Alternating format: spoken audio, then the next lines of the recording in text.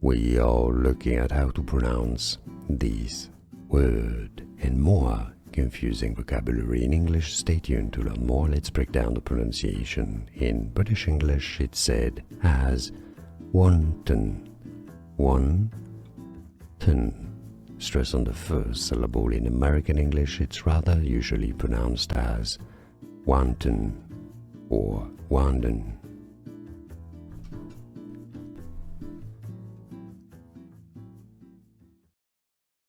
We are looking at how to pronounce these word and more confusing vocabulary in English. Stay tuned to learn more. Let's break down the pronunciation. In British English, it's said as wanton, wanton.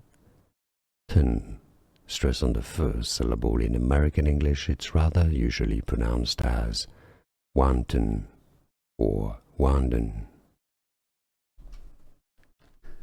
Here are more videos on how to pronounce more confusing words and names too many mispronounced. Like this video if you found it useful. I appreciate your support. I'll see you soon and thanks for watching.